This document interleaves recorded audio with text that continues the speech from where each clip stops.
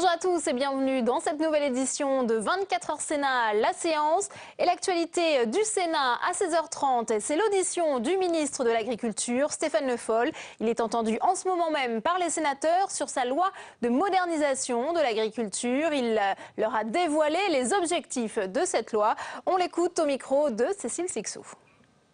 Cette loi, elle a pour objectif de donner de la dynamique à l'agriculture dans sa diversité et d'intégrer dans tous les choix qu'on va faire l'idée que l'économie et l'écologie ne sont pas incompatibles. D'où les fameux groupements d'intérêt économique et écologique. On a trop demandé aux exploitants agricoles, exploitation par exploitation, d'assumer les contraintes environnementales, tout seuls, individuellement.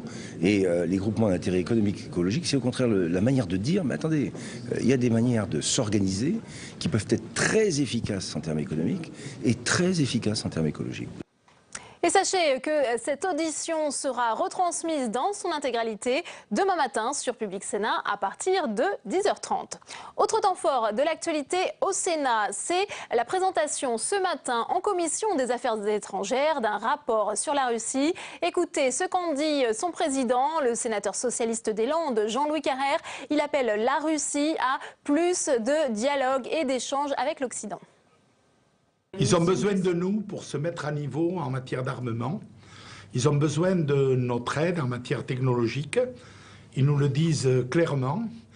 Ils ont besoin aussi de pouvoir parler avec plusieurs partenaires européens, dont la France, de l'évolution de l'Europe, de nos positions en matière de défense, en matière d'OTAN, de notre cheminement, s'agissant de l'Europe de la défense. Ils nous ont aussi interpellés à leur façon en matière de droits de l'homme. Il n'y avait pas d'interdit. Ils ont envie de renouer un dialogue fort, beaucoup plus allant avec notre pays et nous y souscrivons. En bref, les sénateurs socialistes Jean-Pierre Sueur et Gaëtan Gors demandent la constitution d'une commission d'enquête sur la disparition d'un opposant tchadien disparu en 2008. Tout de suite, on jette un œil sur votre programme de l'après-midi. Dans un instant, vous allez pouvoir suivre la séance sur la proposition de loi dite Florange sur la reprise d'entreprises rentables. À 18h15, preuve par 3, l'émission politique de la rédaction de Public Sénat qui reçoit aujourd'hui le président de l'UMP, Jean-François Copé. Et je vous retrouve à partir de 19h pour 24 heures Sénat, le journal. Mais tout de suite, place à la séance. Et on va tout de suite retrouver Tam Tranui en direct de l'hémicycle du Sénat. Bonjour Tam. Bonjour Delphine. Alors cet après-midi, c'est cette fameuse PPL Florange qui est discutée au Sénat. Une proposition de loi pour qui et pourquoi faire, Tam? Bien, écoutez, pour savoir de quoi il s'agit, il faut revenir 2 ans en arrière. Février 2012, François Hollande est alors candidat à l'élection présidentielle. Il est en pleine campagne à Florange. Il monte sur un camion syndical et il promet un texte qui oblige les entrepreneurs à revendre les sites qui veulent fermer à des repreneurs. C'est d'ailleurs ensuite la proposition 35 de son programme. Alors 2 ans plus tard, où en est-on? Qu'en est-il?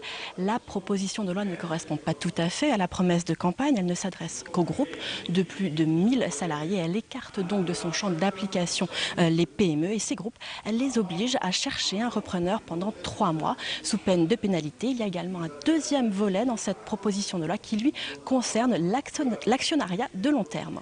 Et comment se déroulent les discussions dans l'hémicycle cet après-midi? Alors nous sommes encore en pleine discussion générale et cet après-midi dans l'hémicycle nous avons donc pu entendre les orateurs des différents groupes, à commencer d'abord par le ministre de l'économie Pierre Moscovici qui estime que cette loi protège, qu'elle élargit le tissu industriel français, qu'elle vient endiguer la destruction des emplois en la matière. Face à lui, on a pu entendre l'UMP, l'UDI, la droite qui critique une loi dont ils estiment qu'elle va à l'encontre de la marche de l'économie. Les communistes, eux aussi, se sont opposés à cette proposition de loi Florange. Ils sont également insatisfaits, mais pour des raisons opposées. Pour eux, tout est mis en œuvre pour ne pas brusquer le patronat.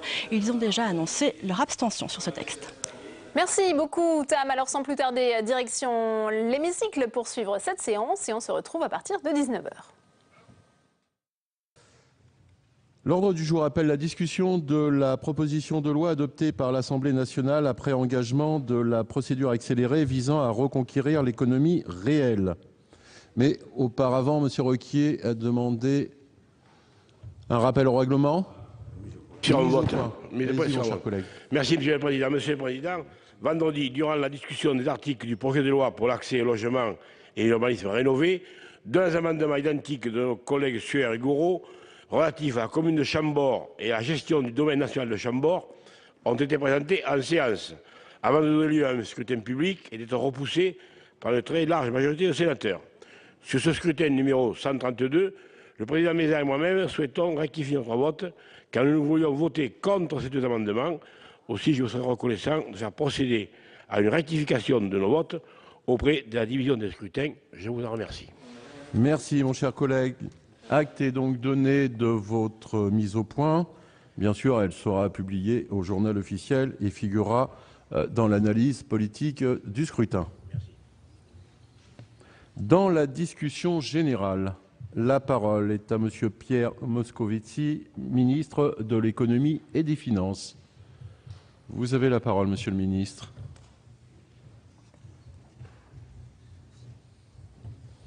Bonjour.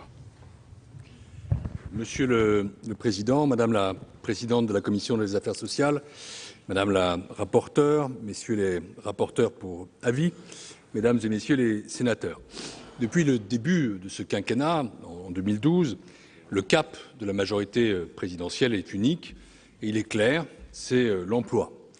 Et au sein de l'emploi industriel concentre particulièrement nos efforts parce qu'il faut protéger, relancer, densifier, élargir le tissu industriel français. Et la proposition de loi que vous examinez aujourd'hui, Mesdames et Messieurs les sénateurs, est précisément élaborée à cet effet. Pourquoi le tissu industriel a-t-il besoin d'être protégé et élargi? Parce que nous avons besoin là de compétitivité et parce qu'il est urgent d'agir pour que la France conserve sa place de 5e puissance économique mondiale. Oui, nous sommes la 5e puissance économique mondiale. Mais oui aussi, l'industrie a régressé dans le PIB. Il faut rappeler que la part de l'industrie dans la valeur ajoutée totale en France est passée de 18% en 2000 à un peu plus de 12,5% en 2011. Et plus grave, l'emploi industriel s'est également dégradé de façon continue et parallèle. Il a chuté de plus de 26% de l'emploi salarié total en 1980 à 12,6% en 2011. Il y a là une hémorragie continue, parfois ralentie, mais qu'il fallait et qu'il faut absolument interrompre. Le délitement de la production industrielle depuis plus de 30 ans provoque des drames humains terribles. Nous les connaissons, ce sont des chiffres, bien sûr, ils sont toujours un peu globaux, ils sont toujours un peu abstraits, mais ils cachent derrière eux des souffrances qui sont bien concrètes, que nous connaissons dans nos circonscriptions. Je me permets de parler ainsi, étant moi-même élu d'un territoire industriel qui a connu et qui connaît la crise de l'automobile. Le sénateur Bourquin le connaît bien, qui vient d'arriver et qui a vu ainsi l'emploi industriel total reculer de manière dramatique et drastique. Cette perte de substance industrielle, elle affecte notre économie bien au-delà du seul secteur dit secondaire. Parce que, pour ma part, je n'ai jamais voulu opposer industrie et services. Je sais que l'emploi dans l'industrie a un effet multiplicateur plus fort sur les autres emplois, que l'industrie porte une très large part de la recherche et de l'innovation ainsi que des gains de productivité. Et je veux associer aussi et souligner l'importance des services associés à l'industrie. Par ailleurs, chacun le sait, les pays les plus industrialisés sont ceux qui résistent le mieux à la crise. C'est donc la colonne vertébrale de notre économie qui fléchit avec le recul de l'industrie dans notre pays et sur nos territoires. Et c'est la raison pour laquelle nous ne pouvons pas accepter la perspective d'une France sans industrie. C'est la raison pour laquelle nous devons ardemment travailler à la réindustrialisation de notre pays. Il serait, je le dis au passage, réducteur d'accuser le processus de mondialisation comme étant la seule cause du recul de l'industrie française. D'ailleurs, une chose le montre à l'envi, y compris d'ailleurs si on avait envie d'assimiler à la mondialisation la monnaie unique, l'euro. Nous avons à côté de nous un grand pays, l'Allemagne, dont, avec la même monnaie, avec la même mondialisation, les performances industrielles sont-elles bien meilleures. Et donc, il faut bien remédier à ce que sont nos propres faiblesses, nos propres difficultés nationales. Il y a des facteurs complexes qui sont à l'œuvre et l'ouverture à l'international qui permet à de grands groupes comme à de plus petites entreprises de conquérir de nouveaux marchés constitue, c'est vrai, un défi, mais aussi un levier, une opportunité, une chance pour la réindustrialisation de la France. Je ne plaide pas, pour ma part, pour je ne sais quel repli protectionniste. Nous devons avoir des stratégies offensives et en même temps des protections efficaces. N'oublions pas que 30% des emplois industriels en France sont le fait de groupes étrangers. Et dans un monde où la mobilité des capitaux est une réalité tangible, l'objectif, je le répète, doit être moins défensif qu'offensif. À nous de mettre en place les conditions pour attirer les investissements sur notre territoire, d'abord au bénéfice de nos investissements productifs et des salariés, en trouvant le juste équilibre entre protection indispensable et attractivité vitale. Gardons-nous d'une vision simpliste des investissements étrangers, ils sont aussi créateurs d'emplois sur notre territoire. Mais il n'y a aucune fatalité à ce déclin de l'industrie. Et ce constat partagé a amené la majorité à l'Assemblée nationale à déposer une proposition de loi visant à reconquérir l'économie réelle. Et je veux me féliciter de la qualité du travail parlementaire mené depuis lors, au Sénat notamment, dans le cadre de la Commission des affaires sociales et des commissions saisies pour avis, la Commission des finances et la Commission des lois. Quelques mots de commentaires sur les deux grands axes qui structurent cette proposition de loi, la recherche d'un repreneur et les mesures en faveur d'un actionnariat de long terme. La loi concernant la recherche d'un repreneur est un engagement du président de la République alors qu'il était encore candidat à l'élection présidentielle. Et cet engagement a trouvé sa traduction dans l'accord national interprofessionnel du 11 janvier 2013, transposé, vous le savez, dans la loi du 14 juin 2013. Si les partenaires sociaux ont posé le principe de l'obligation de la recherche d'un repreneur lorsqu'un site ferme, dont la loi du 14 a fixé le cadre, la procédure détaillée n'avait pas été traitée compte tenu de l'annonce de la proposition de loi que nous examinons aujourd'hui. Celle-ci s'inscrit donc dans le prolongement logique de l'accord interprofessionnel, de la loi sur la sécurisation de l'emploi, et elle doit être articulée de la bonne façon avec cette dernière.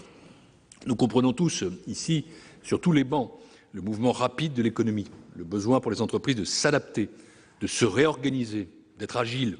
Mais il y a une contrepartie, ne pas laisser choir les salariés, les sites, les territoires, construire avec eux et pour eux des solutions nouvelles, à commencer par la recherche d'un repreneur. Oui, l'entreprise, nous devons le dire avec force, ici, a une responsabilité sociale à l'égard de ses salariés. J'entends fréquemment les employeurs se définir comme des créateurs d'emplois et des meneurs d'hommes. Et c'est vrai dans la plupart des cas. Je leur en donne acte, évidemment, et il faut agir pour et avec l'entreprise. Mais mener les hommes suppose aussi de s'engager pour eux du début à la fin de l'aventure d'une entreprise ou d'un site. J'ai envie de dire que c'est élémentaire, que ça devrait être naturel ou évident. D'ailleurs, beaucoup de chefs d'entreprise que nous connaissons sur nos territoires le font déjà, parce qu'ils ont des valeurs, parce que pour eux, l'entreprise n'est pas qu'un centre de profit.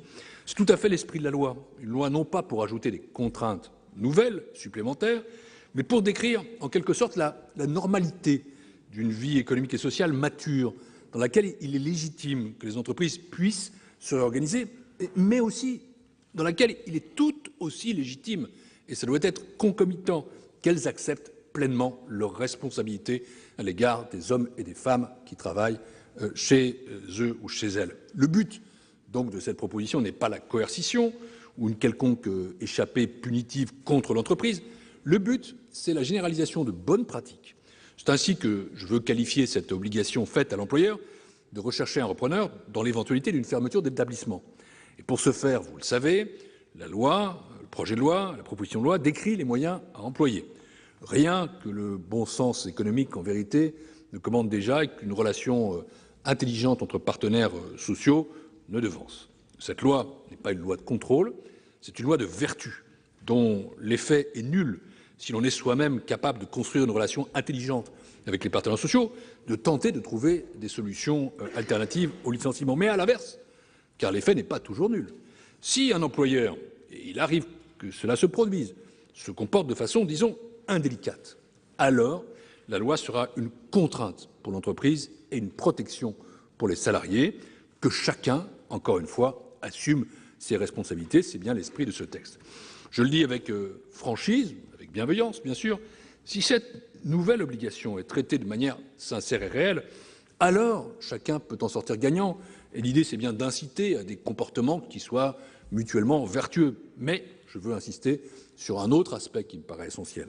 Cette proposition sonne comme une loi stratégique de préservation de notre capital industriel. Les sites industriels, nous les connaissons, c'est tout un tissu vivant. C'est ce qu'on appelle aujourd'hui un écosystème riche d'infrastructures et de savoirs, d'unités de production et de services, de conception et d'exécution. C'est tout cela ensemble, mesdames et messieurs les sénateurs, et j'y ajoute la formation, la transmission des compétences. Nous ne regarderons pas s'en aller les sites de production, et si telle entreprise ne veut plus ou ne peut plus produire à un endroit, il en est d'autres, nouvelles ou existantes, qui peuvent et qui doivent en bénéficier. Car il faut bien savoir une chose, quand un site ferme, quand il s'arrête totalement pour une durée indéterminée, il est extrêmement difficile de le revitaliser, alors que si l'on entretient sa continuité, l'emploi, on le sait, se développe plus vite. Le travail réalisé en commission par votre Assemblée a d'ailleurs permis de conserver ce cap, tout en proposant, et je vous en félicite, de rendre plus solide et plus opérationnel le dispositif prévu. En conséquence, le Gouvernement soutient donc la démarche, l'esprit et la lettre du texte qui cherche un compromis responsable. Je souhaite à présent évoquer le deuxième pilier de cette proposition de loi, celle qui concerne l'actionnariat de long terme. À ce stade, je veux rappeler ce qu'est la vision du Gouvernement. Nous avons, mesdames et messieurs les sénateurs, un objectif partagé, que la puissance publique favorise l'actionnariat et les investissements de long terme, qui sont seuls vraiment créateurs de valeur pour nos industries et pour nos territoires. Parce que s'inscrire dans le temps long, c'est tout simplement se réconcilier avec l'avenir. Notre modèle à tous, c'est le bâtisseur d'industrie plutôt que le financier volatile. C'est le modèle suédois dans sa grande époque plutôt que le modèle britannique. Et l'actionnariat durable, c'est évidemment aussi l'emploi durable. Nous avons progressé sur de nombreux aspects lors des débats parlementaires. À l'Assemblée nationale, tout d'abord, ici même ensuite, lors de l'examen du texte en commission. Et je tiens ainsi à indiquer que le Gouvernement soutient et partage l'ensemble des amendements adoptés sur cette partie du texte par votre commission des affaires sociales, à l'initiative de sa rapporteure, de monsieur le questeur pour la commission des finances, de la présidente de la commission des affaires sociales. Pourquoi nous les soutenons? Parce que ces amendements permettent tout simplement de préciser, de compléter, à mon sens d'améliorer le texte adopté par l'Assemblée nationale, qui devrait donc partager ces modifications puisqu'elles sont dans le meilleur esprit avec des améliorations indéniables. Et ça explique que le gouvernement n'ait qu'un très petit nombre d'amendements à proposer sur cette partie. Je vais y revenir. Je rappellerai d'abord les principaux acquis du texte, la généralisation des droits de vote double et les mesures sur le rythme de progression dans le capital d'une entreprise vont permettre de lutter contre ce qu'on appelle les prises de contrôle rampantes par certains investisseurs. L'instauration d'un seuil de caducité des offres, qui est une forme en quelque sorte de soupape de sécurité en prévention des opérations hostiles, va également contribuer à protéger nos entreprises, à encourager l'investissement de long terme, dans le respect bien sûr du droit communautaire. En ne se voyant plus imposer la neutralité systématique en période d'offre, les conseils d'administration pourront mettre en place des stratégies de défense en cas d'OPA hostile. Je trouve que c'est une excellente chose. Enfin, les salariés, qui sont au cœur même de la création de valeur dans l'entreprise, seront désormais consultés en cas d'OPA et pourront s'exprimer selon une procédure que nous voulons finement cadrer et encadrer. Sur ce dernier point, je veux saluer les avancées que votre commission a introduites dans le texte en dessinant, à mon sens, plus précisément les différentes étapes de la consultation. Car, comme je l'avais rappelé lors des débats à l'Assemblée nationale, à la fois en commission et en séance plénière, il est indispensable d'articuler au mieux la procédure d'information-consultation que le texte met en place et la procédure de l'offre publique elle-même. Nous devons en effet veiller, et vous deviez y être sensible, me semble-t-il, à respecter le droit communautaire et notamment la directive relative aux OPA, qui ne nous permet pas de créer de facto des procédures qui rendent en soi impossible la réalisation d'une offre. C'est dans cet esprit que le gouvernement a déposé des amendements qui visent à consolider la procédure mise en place par votre commission. Je veux souligner, au-delà des nuances qui peuvent subsister, il en est forcément, la grande proximité d'esprit entre le gouvernement et sa majorité. Nombre de textes que nous avons proposés, et qui ont été substantiellement enrichis par cette Assemblée ces derniers mois, viennent soutenir l'ambition de préservation de l'emploi industriel sur notre territoire. Je parle de la majorité, mais j'espère bien que tout cela sera largement partagé. Cette proposition de loi constitue un des leviers en faveur de notre ambition commune pour favoriser et pour protéger l'actionnariat de long terme et l'industrie dans notre pays. Mais elle ne saurait résumer, je veux le dire, une politique à soi seule. En renforçant nos entreprises, nous renforçons notre tissu productif, nous préparons les emplois de demain. En agissant sur le financement de l'économie, nous donnons à nos entreprises les moyens de se développer. C'est précisément l'objectif du pacte de responsabilité dont l'État, à l'initiative du président de la République, prend le mouvement pour créer un vrai compromis social, pour permettre de rapprocher toutes les parties prenantes. Ce pacte, c'est le rassemblement de tous. Ce pacte, c'est le combat commun pour l'emploi. Son objectif est simple, aider nos entreprises à être plus compétitives, pour investir davantage, pour mieux protéger les emplois et pour en créer de nouveaux. Et encore une fois, c'est un pacte d'investissement des entreprises qui vise à les réconcilier avec l'avenir. Les entreprises, je l'ai dit, elles se trouvent dans une sorte d'écosystème. C'est pourquoi le gouvernement a souhaité être actif sur tout cet écosystème, sur toutes les composantes de cet écosystème, et a ouvert de nombreux chantiers pour accélérer le redressement industriel de notre pays. La simplification, c'est un pilier fondamental du pacte des responsabilités qui permet aux entreprises de se concentrer sur leur cœur de métier, innover et croître, ce qui leur permettra, là encore, d'embaucher et de protéger leurs salariés. Dans le même sens, comme le président de la République l'avait annoncé lors de sa conférence de presse, les assises de la fiscalité de l'entreprise ont commencé la semaine dernière. Et là encore, l'objectif, car c'est une obsession pour le gouvernement, c'est l'emploi. Il s'agit de créer une justice fiscale et une efficacité fiscale pour l'emploi, en permettant aux entreprises, certes, de dégager des marges, mais de le faire pour investir et embaucher. C'est le sens du mot de contrepartie, auquel je tiens fondamentalement, car un pacte suppose en effet que chacun donne et prenne. Ce compromis, pour que tous soient gagnants, pour que tous s'engagent pour l'emploi et pour la réindustrialisation du pays, il est historique. Je souhaite qu'il soit capable de transcender les frontières politiques, car c'est bien une politique d'intérêt général qui se dessine ainsi.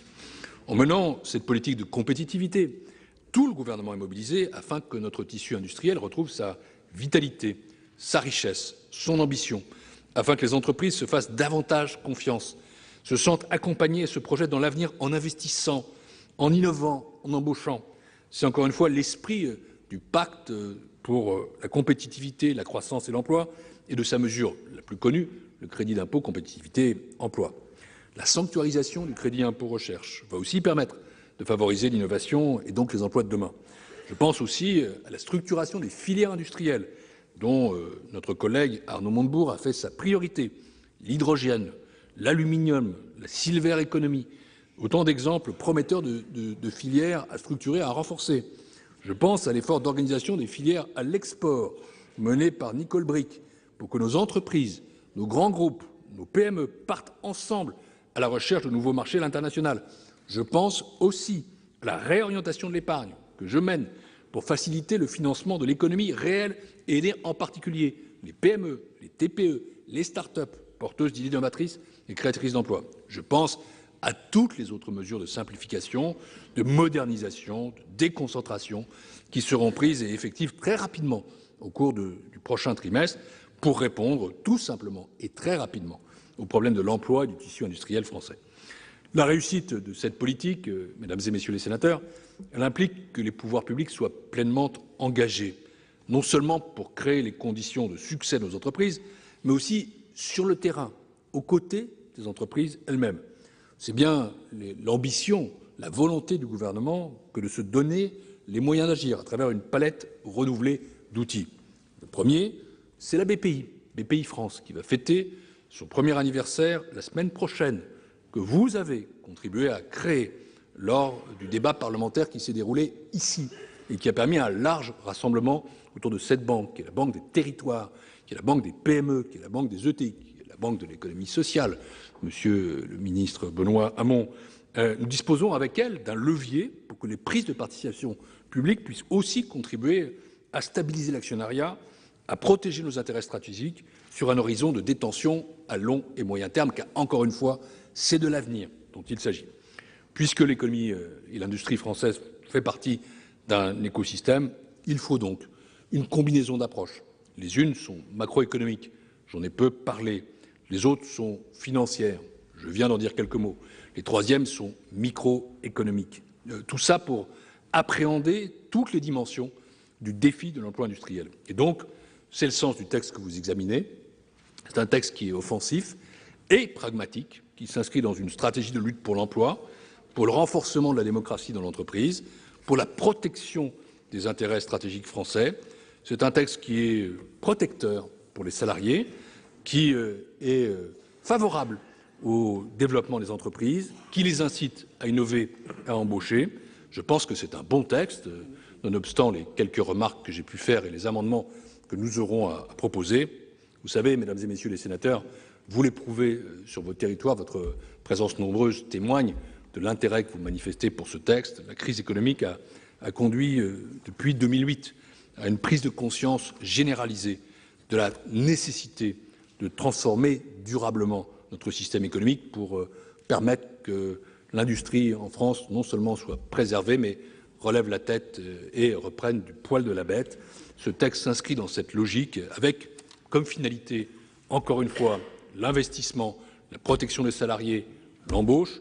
J'ai conviction absolue que ce texte est au bénéfice de tous, que c'est encore une fois un texte d'intérêt général, et j'espère que vous le traiterez dans vos débats comme tel et qu'il pourra obtenir de la part de la Haute Assemblée une très large majorité, celle qu'il mérite. Je vous remercie. Merci, Monsieur le Ministre. La parole est à Madame Anne-Emery Dumas, rapporteure de la Commission des Affaires sociales. Bonjour.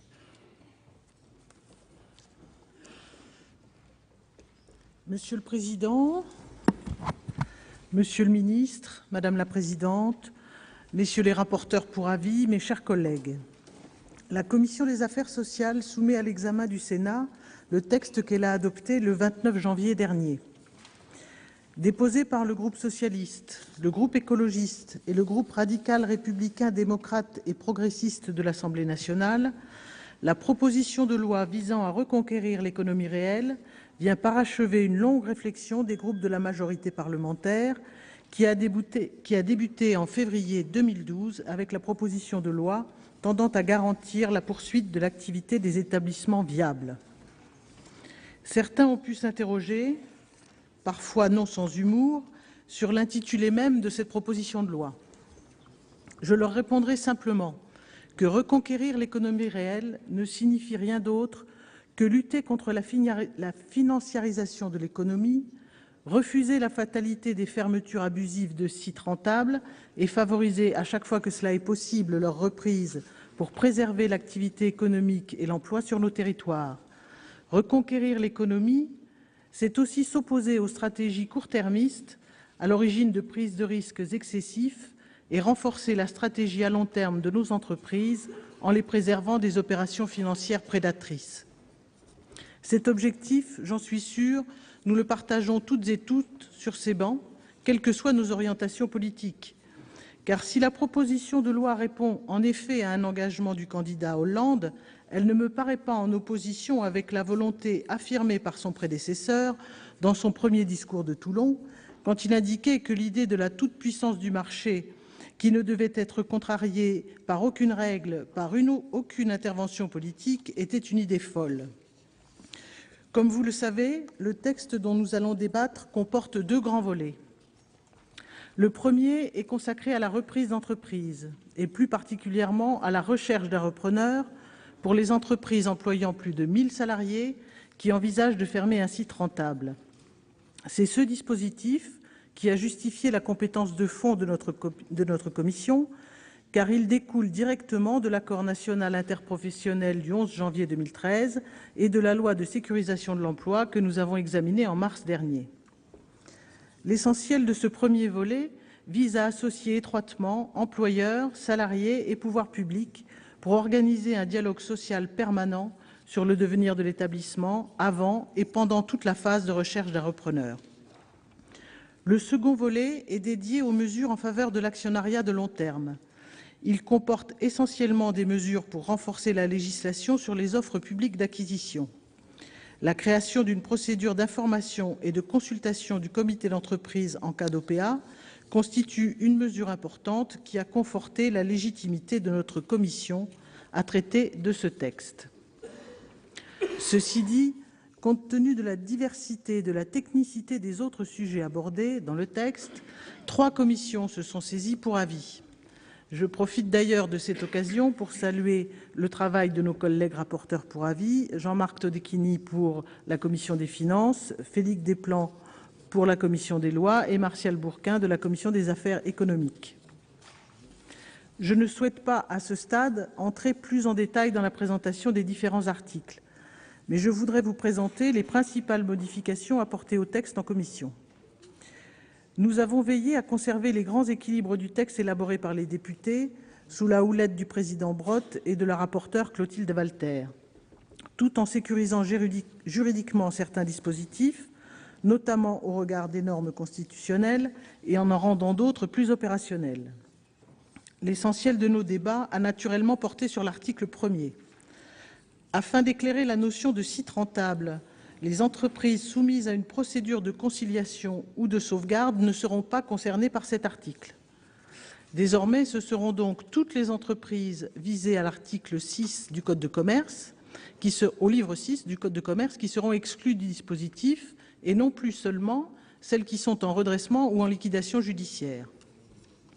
Un seuil de 50 salariés, par référence au seuil d'obligation de mise en place d'un comité d'entreprise, a également été réintroduit pour les établissements dont la menace de fermeture impose la recherche d'un repreneur. Et surtout, la Commission a élargi les cas de motifs légitimes de refus de cession par l'employeur. Il est en effet apparu que la rédaction issue de l'Assemblée nationale semblait beaucoup trop restrictive en prévoyant un seul et unique motif légitime de refus d'une offre de cession, à savoir la mise en péril de l'ensemble de l'activité de l'entreprise, ce qui dans les faits pourrait s'apparenter à une obligation de cession. Une telle disposition semblait peu compatible avec la jurisprudence du Conseil constitutionnel en matière de respect de la liberté d'entreprendre et de droit de propriété, d'autant que la procédure de recherche de repreneur s'applique à des entreprises in bonis. C'est pourquoi la Commission a souhaité ouvrir la liste des cas de motifs légitimes de refus sous le contrôle du tribunal de commerce.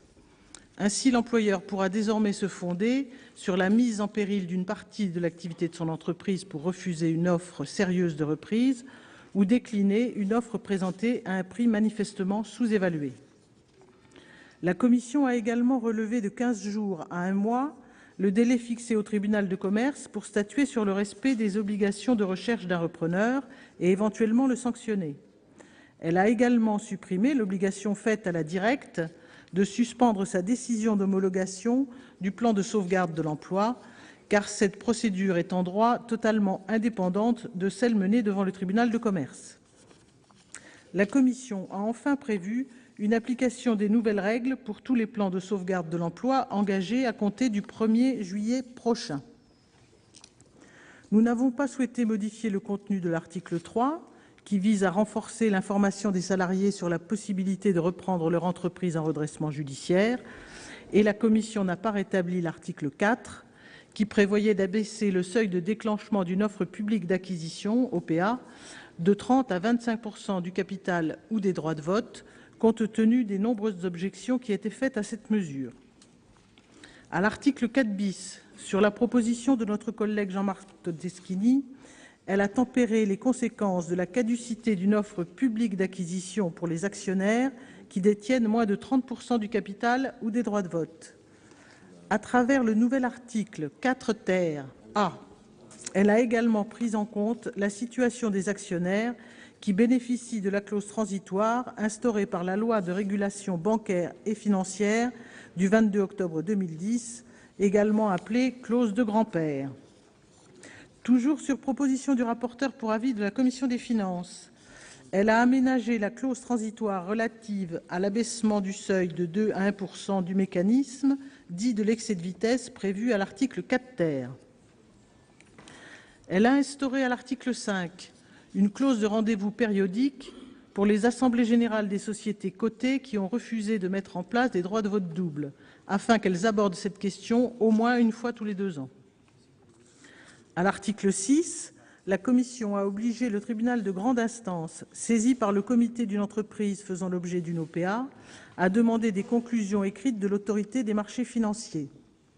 Elle a en outre apporté divers aménagements à la procédure devant le tribunal pour éviter un allongement excessif du calendrier des offres. Par exemple, le TGI jugera en premier et dernier ressort, le comité de l'entreprise ou l'employeur pouvant néanmoins se pourvoir en cassation. Au final, le texte proposé apparaît comme un compromis entre le souci de donner de nouvelles prérogatives au comité d'entreprise et le souhait de ne pas allonger de manière excessive le calendrier des offres publiques. À l'article 7, la Commission a prévu que les PME non cotées pourront également, à l'instar des sociétés cotées, distribuer jusqu'à 30% d'actions gratuites à l'ensemble des salariés. À l'article 8, sur proposition du rapporteur pour avis de la Commission des finances, la Commission a tiré les conséquences, s'agissant des mesures déléguées par l'Assemblée générale, de la suppression du principe de neutralité des organes de gouvernance en période d'OPA. Ainsi, la suspension des mesures déléguées par l'Assemblée générale d'une société qui est la cible d'une OPA ne s'appliquera pas si la société initiatrice de l'offre n'est pas elle-même soumise au principe de neutralité ou à des mesures équivalentes. La Commission a également prévu les conditions dans lesquelles les statuts d'une entreprise cotée pouvaient réintroduire ce principe de neutralité. Sur proposition du rapporteur pour avis de la Commission des finances, la Commission a inséré l'article 8 ter qui prévoit que l'entrée en vigueur de l'article 4 ter sur l'abaissement du seuil de l'excès de vitesse, de l'article 6 sur la procédure d'information et de consultation du comité d'entreprise en cas d'OPA et de l'article 8 sur le principe de neutralité des organes de gouvernance est fixé à 3 mois après la promulgation de la loi. Ce délai permettra à l'AMF, l'autorité des marchés financiers, de modifier en toute sérénité son règlement général. Enfin, l'article 9, qui posait des règles strictes en matière d'urbanisme pour protéger les sites et installations industrielles, a été supprimé suite à l'adoption de 2 amendements identiques présentés par la Commission des lois et par la Commission des affaires économiques. Le débat en commission a en effet montré que cet article était l'objet de nombreuses critiques. Sans lien direct avec l'objet de la proposition de loi, il introduisait des lourdeurs excessives qui allaient à rebours de la volonté des pouvoirs publics de desserrer les contraintes en matière d'urbanisme. Et il ne correspondait pas par ailleurs à la philosophie du projet de loi pour l'accès au logement et un urbanisme rénové que notre Assemblée a examiné la semaine dernière. Je voudrais dire un mot sur les amendements que nous proposera tout à l'heure notre collègue Félix Desplans, le rapporteur pour avis de la commission des lois. La plupart d'entre eux visent à refonder la procédure de vérification et de sanction devant le tribunal de commerce prévue à l'article 1er et ont déjà été présentés lors de nos travaux en commission. Nous n'avons malheureusement pas été en mesure de les adopter mercredi dernier, mais nous avons pu profiter du délai supplémentaire qui nous était imparti pour approfondir notre réflexion et éclaircir quelques points techniques.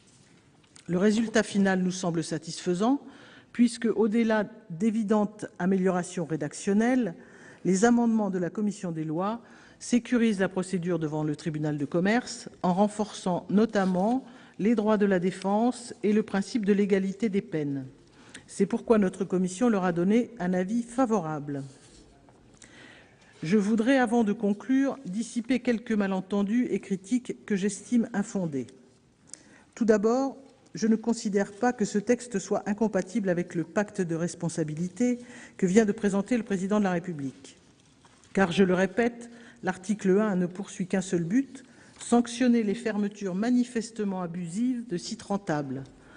La proposition de loi complète ainsi les dispositions de la loi de sécurisation de l'emploi en la matière et met en œuvre l'engagement numéro 35 du candidat François Hollande de lutter contre les licenciements boursiers en renchérissant leurs coûts et en donnant la possibilité aux salariés de saisir le tribunal dans les cas manifestement contraires à l'intérêt de l'entreprise. Il n'y a pas là, à mes yeux, contradiction entre cet engagement et le pacte de responsabilité dont Monsieur le ministre vient de nous rappeler les termes, mais continuité et respect de la promesse qui a été faite devant les Français. Ensuite, le dispositif proposé à l'article 1er ne me semble pas imposer de lourdeur injustifiée aux entreprises.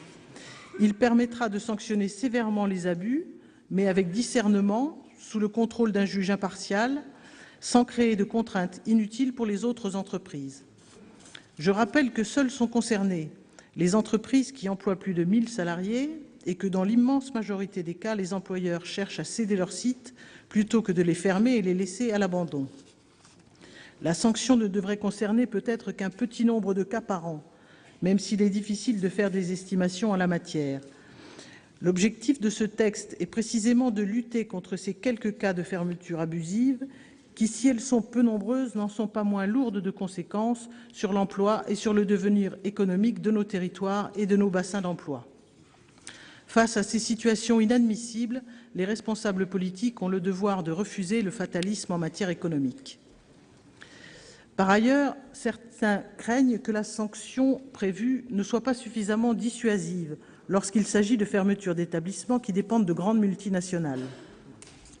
Il est vrai que lorsqu'une entreprise est prête à accorder des indemnités de licenciement de plus de 200 000 € à certains salariés dans le cadre d'un plan de sauvegarde de l'emploi, une sanction plafonnée à 20 SMIC, soit 28 907 € bruts par emploi supprimé, peut paraître bien modeste.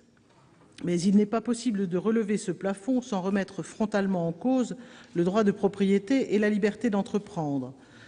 C'est pourquoi le choix de nos collègues députés, qui s'est fixé sur une pénalité équivalente au doublement du coût moyen d'un PSE, nous a semblé raisonnable. Les marges de manœuvre sont étroites, car nous devons en permanence trouver un équilibre entre, d'une part, l'impératif de préserver l'emploi et, d'autre part, le respect du droit de propriété et de la liberté d'entreprendre. Je forme le vœu que le texte que nous vous proposons y soit parvenu. Enfin, j'estime que les deux volets du texte, loin d'être indépendants l'un de l'autre, sont complémentaires et se renforcent mutuellement. Certaines mesures auront des conséquences à court terme, d'autres à moyen et long terme. On ne peut pas lutter contre les fermetures injustifiées de sites rentables sans se pencher sur les règles de gouvernance de nos entreprises cotées. L'automaticité du droit de vote double est riche de promesses, à la fois pour insuffler une nouvelle dynamique dans les assemblées générales de nos entreprises, mais également pour offrir de nouvelles marges de manœuvre à l'État actionnaire. Bien entendu, la présente proposition de loi n'a pas vocation, à elle seule, à mettre un terme aux excès de la financiarisation de l'économie. Nul n'oserait le prétendre aujourd'hui, mais elle marquera une étape importante dans le renforcement de notre législation. En conclusion, je souhaite que cette proposition de loi puisse être adoptée par le Sénat et je vous remercie. Merci, Madame la rapporteure de la Commission des affaires sociales. La parole est à Monsieur Martial Bourquin, rapporteur pour avis de la Commission des affaires économiques.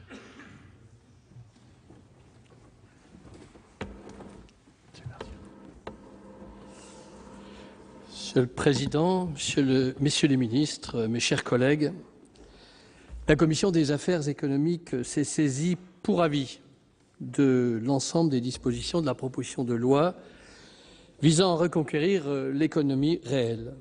Concernant la première partie qui définit les obligations de l'entreprise en matière de recherche d'un repreneur pour les sites menacés de fermeture, je formulerai les remarques suivantes.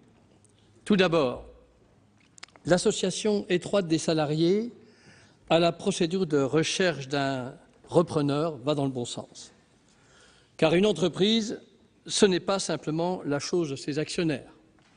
Il faut changer les rapports sociaux profondément vers plus de coopération, vers une prise de décision, y compris des des salariés dans l'entreprise pour avoir une vision beaucoup plus moderne de l'entreprise.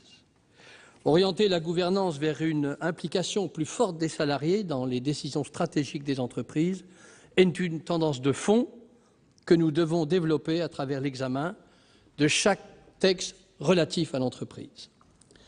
Si nous voulons un consensus beaucoup plus profond pour fabriquer sur notre territoire, créer de la valeur, de la richesse et de l'emploi, eh bien, nous devons trouver des consensus sur ces questions. Concernant la question de savoir si cette procédure va effectivement permettre des reprises qui n'auraient pas eu lieu, il aurait été utile de disposer peut-être d'une étude d'impact pour étayer toute conclusion dans un sens ou dans un autre.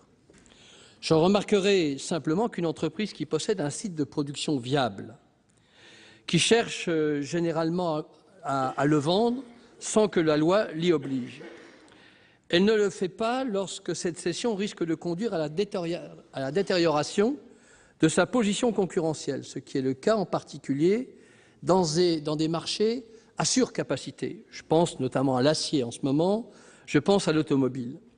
Face à ces stratégies de restructuration industrielle lourdes, des stratégies dont les enjeux économiques et financiers se chiffrent en centaines de millions d'euros, on peut se demander si les contraintes et les sanctions financières envisagées par le texte seront suffisantes pour infléchir les décisions dictées par le seul calcul économique. Concernant la procédure judiciaire, elle est susceptible d'être engagée à l'issue de la phase de recherche d'un repreneur. Elle est en partie calquée sur les procédures applicables aux entreprises en difficulté. Qu'un tribunal se prononce sur les offres de reprise d'une entreprise en difficulté, ça ne pose pas de difficulté particulière sur le plan des principes. Faire intervenir le tribunal de commerce dans le cours de l'exercice d'une entreprise en bonne santé, en lui donnant le pouvoir de se prononcer sur le caractère sérieux ou non des offres, et d'imposer une sanction financière constitue une revanche, une innovation juridique.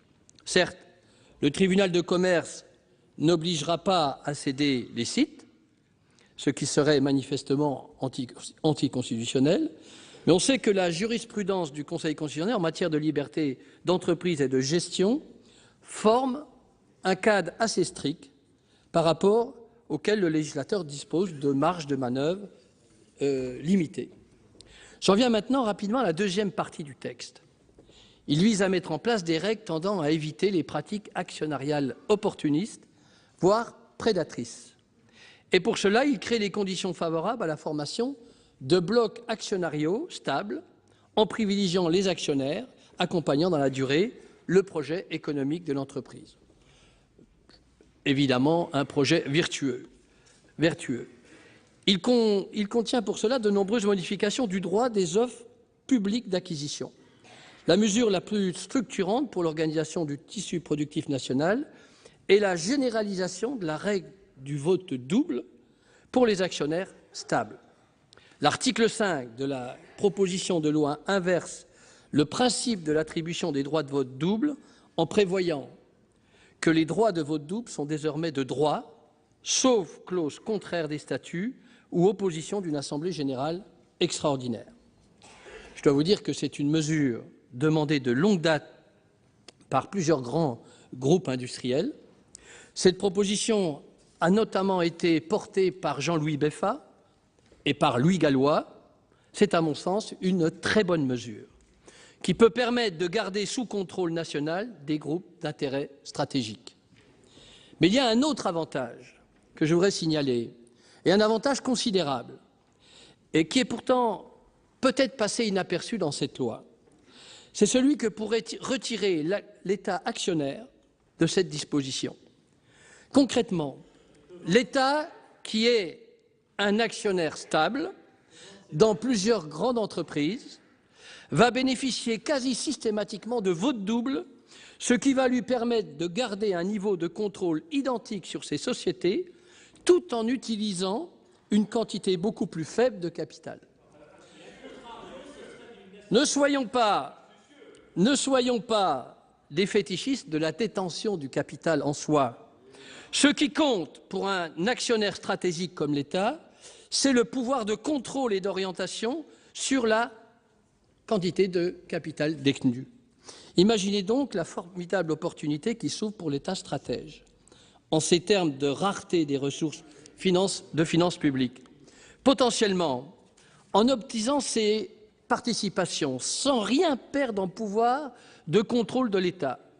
Selon les données fournies par l'Agence des participations de l'État, il pourrait dégager de l'ordre de 10 à 12 milliards d'euros de capacité d'investissement. C'est plus de la moitié du capital public injecté dans la Banque publique d'investissement. Et là, nous aurions une innovation stratégique majeure.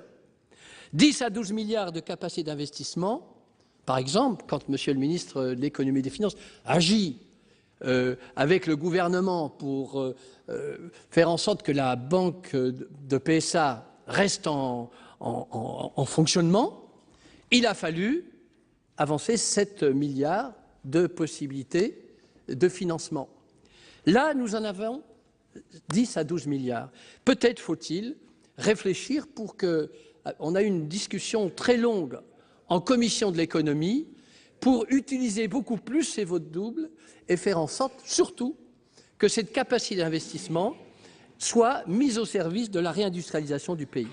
Monsieur le ministre, cet argent tiré des participations actuellement détenues par l'État, si le pays décide de la mobiliser, bien sûr, il ne faudra pas l'utiliser en dépenses courantes, ni pour le désendettement.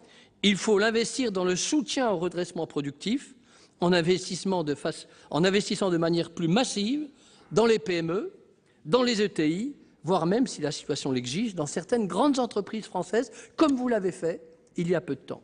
Je termine rapidement cette intervention par la troisième partie du texte relative à la question des friches industrielles. Écoutez, chers collègues, je crois qu'il n'y a pas grand-chose à dire sur cette question, sinon qu'il faut supprimer d'urgence cette partie, conçue pour favoriser le maintien des activités industrielles sur les sites qu'elle occupe.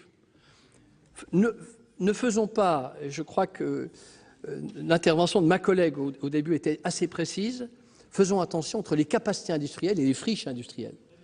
Ça n'a rien à voir. Je suis maire, j'avais des friches industrielles en plein cœur de ville, elles ont été résorbées, c'est la meilleure des choses. Par contre, les capacités industrielles, il faut les garder. Et là, c'est une chose différente.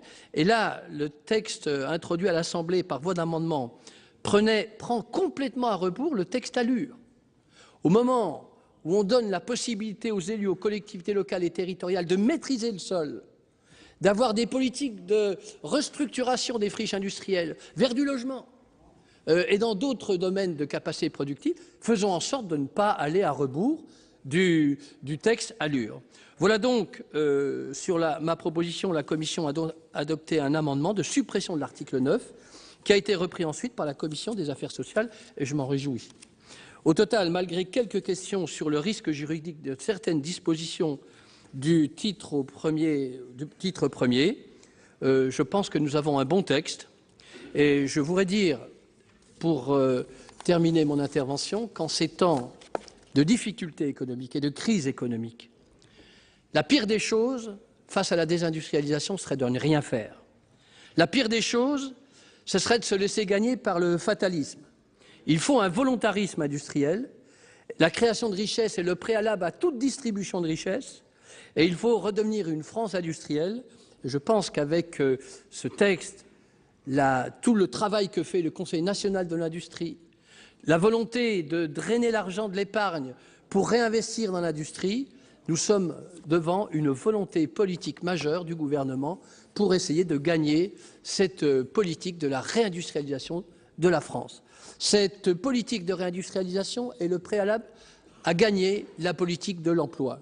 Nous avons plusieurs millions de demandeurs d'emploi. Eh bien, si nous créons de la richesse, si nous créons de la valeur ajoutée, eh bien, nous donnerons de l'emploi à nos concitoyens. Merci, monsieur le rapporteur pour avis de la Commission des affaires économiques. La parole est à monsieur Jean-Marc Todeschini, rapporteur pour avis de la Commission des finances.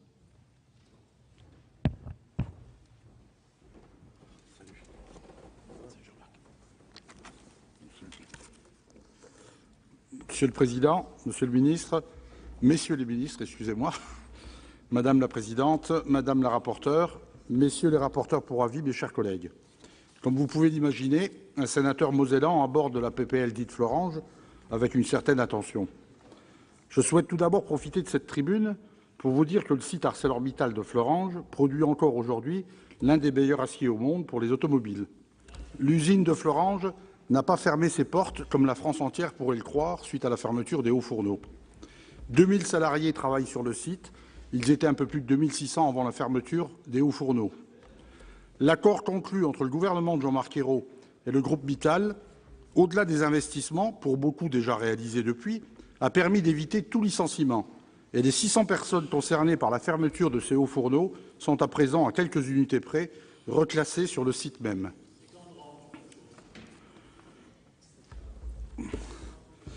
Oui, mais il y a eu d'autres promesses là-bas. N'est-ce pas, Monsieur Longuet?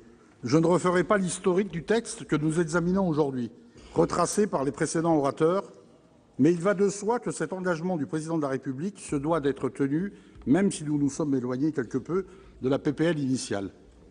Notre économie et nos territoires font face à la désindustrialisation et aux délocalisations. Il n'est pas acceptable que des sites rentables puissent être fermés alors que leurs propriétaires refusent de les céder. Certains nous diront que nous légiférons pour quelques cas par an. C'est vrai, mais la bataille pour l'emploi, engagée par le gouvernement et soutenue par la majorité, se gagne entreprise par entreprise, site après site, emploi après emploi. Nous devons disposer de tous les instruments pour mettre le maximum de chances du côté de l'emploi. L'article 1er de cette loi est le complément indispensable des mesures prises depuis le début du quinquennat dans le cadre des accords nationaux interprofessionnels, de la loi de sécurisation de l'emploi ou encore du projet de loi économie sociale et solidaire. Je souscris donc entièrement aux objectifs poursuivis, bien sûr, mais également aux modalités mises en œuvre à cette fin. Et je voudrais saluer le travail de la rapporteure, Mme Emery Dumas, pour améliorer le texte. Je vais maintenant m'attarder plus longuement sur le titre 3, comportant des mesures en faveur de l'actionnariat de long terme, sur lequel la Commission des finances s'est saisie pour avis. Il comprend 10 articles portant principalement sur le régime des OPA. Le souci des députés, auteurs de la présente proposition de loi, était d'assurer que le poids des actionnaires purement financiers et à vision court-termiste ne viennent pas déformer les choix stratégiques d'une entreprise au détriment de son développement industriel. Pour cela, il convient d'abord d'éviter toute prise de contrôle rampante des sociétés françaises et ensuite d'assurer la constitution de blocs d'actionnaires stables dans la durée. Contrairement à ce que j'ai pu entendre ou lire, ce texte ne jette pas l'opprobre sur les OPA. Il serait faux de les considérer nocifs par nature. Bien au contraire, nous savons que de nombreux OPA amicales sont déclarés chaque année. Nous savons également que les entreprises françaises bénéficient des règles sur les OPA en France ou à l'étranger pour doper leur croissance ou conquérir de nouveaux marchés. La technique n'est donc en rien condamnable. Mais ceci étant dit, les pouvoirs publics doivent rester attentifs au régime des OPA pour 2 raisons. La première, c'est bien sûr l'emploi. Les études économiques sont insuffisamment documentées sur les effets des OPA sur l'emploi. À court terme, elles seraient plutôt destructrices d'emplois, mais les données à moyen terme manquent. En tout état de cause, une OPA est bien souvent suivie d'une réorganisation ou de mouvements de personnel. C'est pourquoi elle suscite chez les salariés une légitime inquiétude. Elle est source d'insécurité. Je me félicite par conséquent que la PPL, par son article 6, permette une véritable procédure d'information-consultation du comité d'entreprise en cas d'OPA. La seconde raison pour laquelle les pouvoirs publics ne peuvent rester indifférents tient bien évidemment à des enjeux de souveraineté nationale. Dans une économie mondialisée, la concurrence entre États est rude et nous ne devons pas être naïfs. La Chine ou les États-Unis ont adapté leur régime juridique pour protéger plus efficacement leurs entreprises face à des rivaux étrangers. La PPL poursuit et approfondit un travail juridique fin, amorcé par l'Union européenne avec la directive OPA de 2004, puis la France avec la loi sur OPA de 2006. C'est ainsi que l'article 5, qui introduit le principe d'un droit de vote double à compter de 2 ans de détention des actions, ou encore l'article 8, supprimant le principe de neutralité des organes dirigeants en cas d'offre publique, participent de cet équilibre en faveur du maintien de l'industrie sur le territoire national. Oui, il faut favoriser les actionnaires de long terme, ceux qui veulent s'engager dans la durée pour le développement d'une entreprise. Oui, il faut mettre fin, comme le disait le président de la Commission des finances lors de l'examen du texte, à l'hypocrisie selon laquelle les conseils d'administration sont censés rester les bras croisés lors d'une OPA hostile. Oui, il faut veiller à ce qu'aucun actionnaire ne puisse acquérir une position de contrôle rampant, c'est-à-dire qu'il exerce le contrôle de l'entreprise tout en ne possédant qu'une part minoritaire du capital. À cet égard, les articles 4 bis et 4 ter, en particulier, peuvent paraître d'un abord techniques, mais leurs effets sont réels, comme le démontrent d'ailleurs les commentaires abondants de la part des organisations professionnelles ou de la doctrine juridique. Sur l'ensemble de ces dispositions, la Commission des finances a adopté 9 amendements qui ont tous été acceptés par la Commission des affaires sociales et intégrés au texte que nous examinons cet après-midi. Sur le fond, tout en conservant l'esprit des dispositions adoptées par l'Assemblée nationale, j'ai souhaité en gommer certaines imperfections ou incohérences. Ce travail a été mené en concertation avec de nombreux représentants des entreprises, mais aussi avec le gouvernement et les députés auteurs de la PPL. Au total, je crois, nous aboutissons à un texte équilibré qui introduit des novations auxquelles nos entreprises devront certes s'adapter, mais sans que l'on puisse craindre de bouleversements néfastes. J'ai bon espoir que le Sénat puisse trouver un terrain d'accord avec l'Assemblée nationale et que cette loi sera promulguée au plus vite. Je vous remercie. Merci, Monsieur Jean-Marc Todeschini. La parole est à Monsieur Félix Desplan, rapporteur pour avis de la Commission des lois.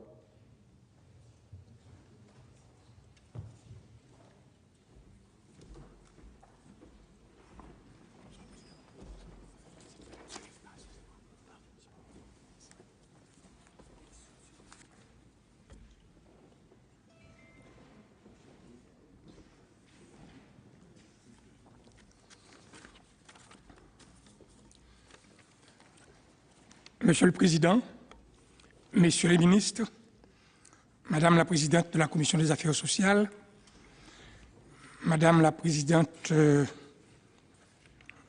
Madame la rapporteure de la Commission des affaires sociales, Messieurs les rapporteurs pour avis, mes chers collègues,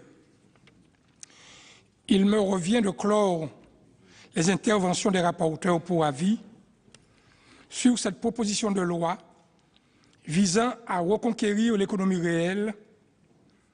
Aussi serai-je bref. Bien sûr, notre commission souscrit entièrement aux objectifs généraux que se donne cette proposition de loi, à savoir la préservation de l'activité industrielle et des emplois sur notre territoire.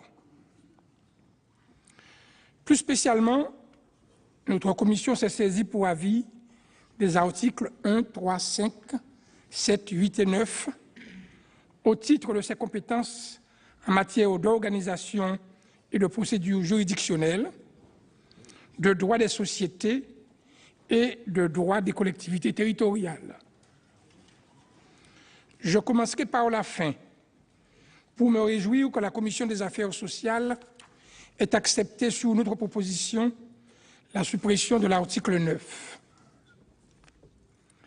En effet, outre qu'il posait une réelle difficulté au regard du principe de libre administration des collectivités territoriales, cet article aurait eu pour effet de geler un certain nombre de friches industrielles, en particulier au cœur des agglomérations, au détriment de l'évolution de l'urbanisation, des projets locaux de reconversion et de la maîtrise de leur développement par les communes et les intercommunalités, lesquelles sont pourtant les mieux à même d'apprécier l'implantation des activités économiques sur leur territoire.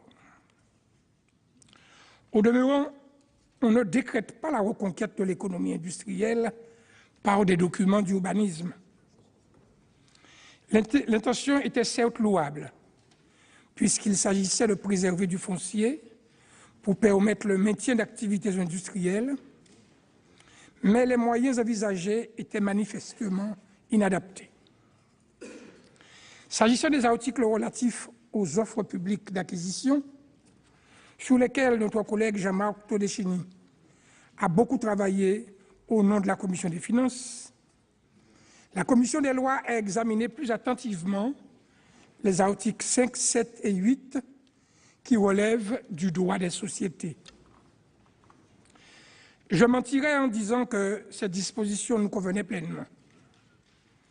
disons qu'elles nous laissaient perplexes quant à leur utilité réelle au regard de leurs éventuels effets négatifs et de la large réprobation qu'elles suscitent chez les acteurs concernés.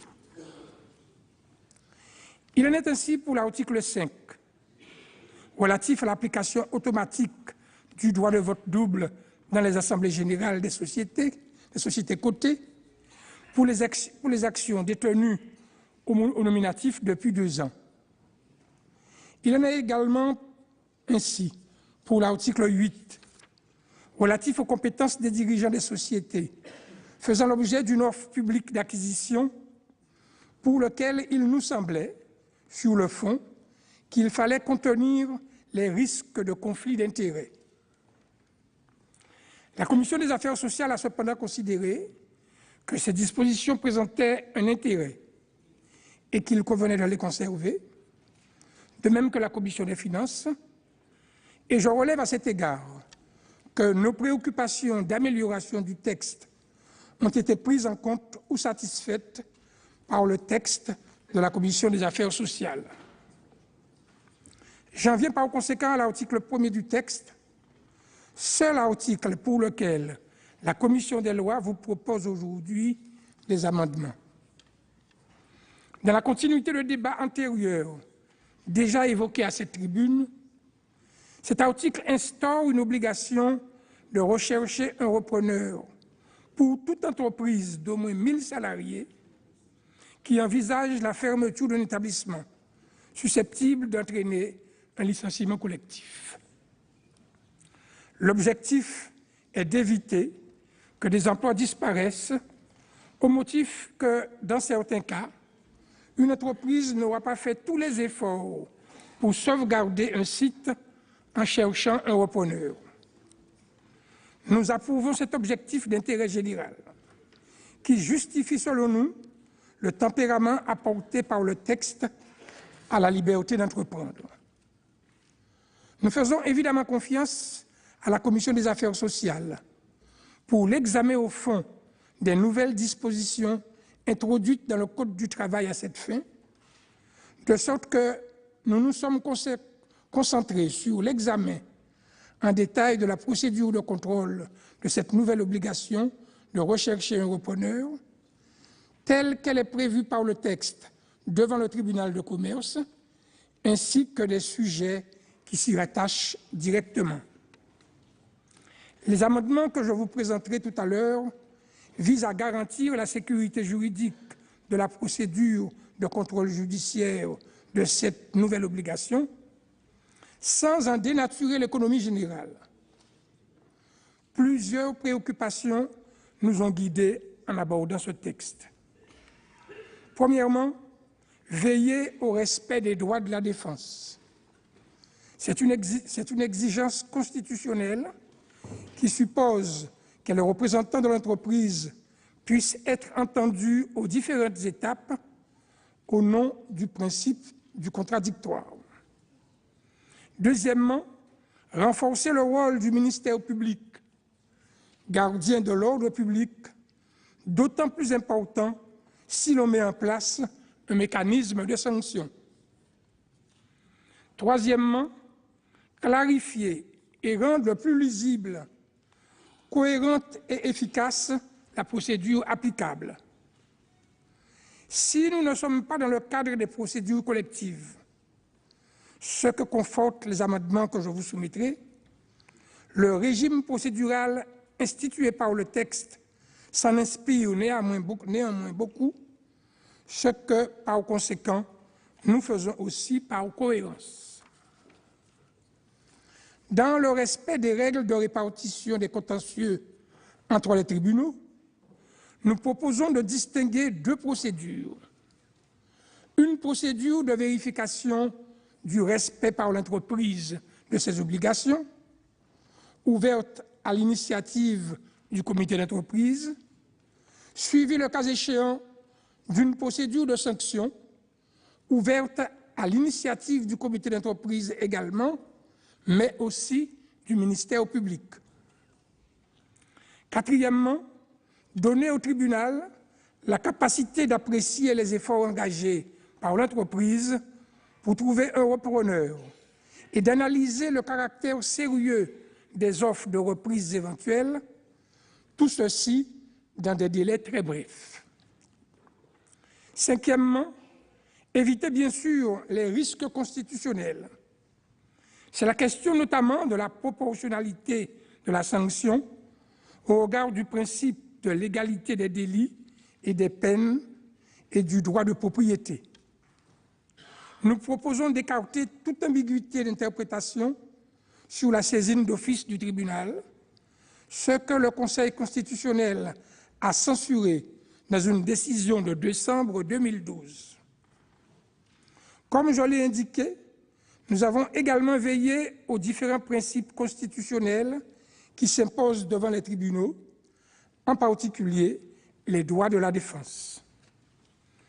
Comme j'aurai l'occasion d'être plus précis dans la discussion des articles, je conclus cette intervention en indiquant au Sénat que la Commission des lois a donné un avis favorable à l'adoption des dispositions dont elle s'est saisie pour avis, sous réserve de l'adoption de ces amendements, non sans avoir remercié Madame le rapporteur de la Commission des affaires sociales pour l'écoute qu'elle a apportée aux préoccupations de notre Commission, en particulier lors de ces derniers jours.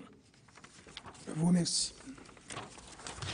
Merci, Monsieur Félix Desplan, rapporteur pour avis de la Commission des lois. Dans la suite, mes chers collègues, de la discussion générale, la parole est à Monsieur Jean Desessard pour 7 minutes.